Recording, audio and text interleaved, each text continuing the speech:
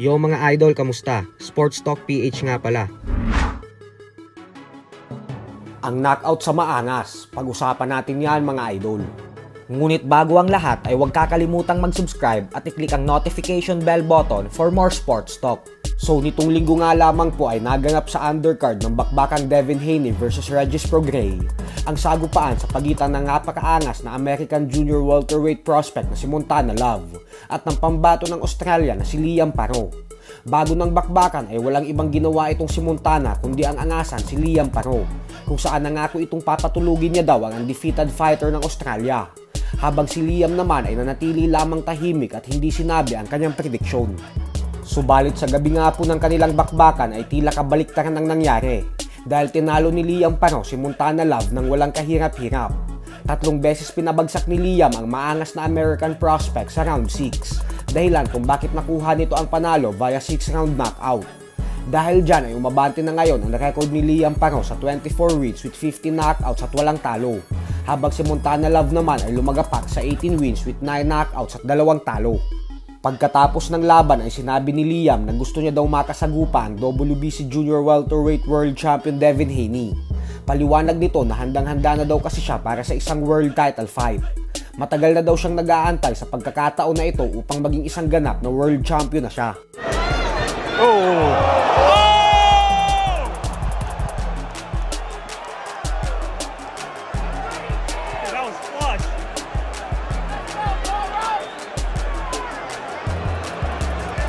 Fucking leg.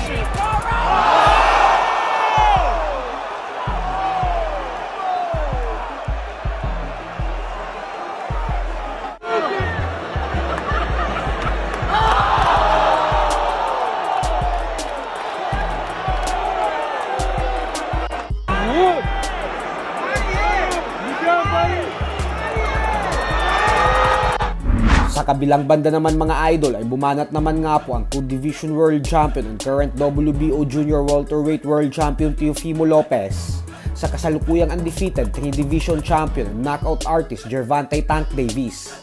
Birada po ni Lopez na takot daw si Davis lumaban sa mga malalakas.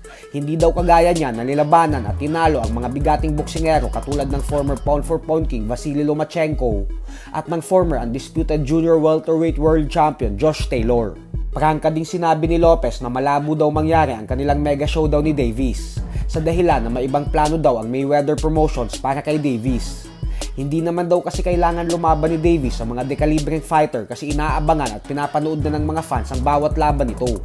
Kumbaga ay pera daw kasi ang nasa unang isip ng kampo ni Davis.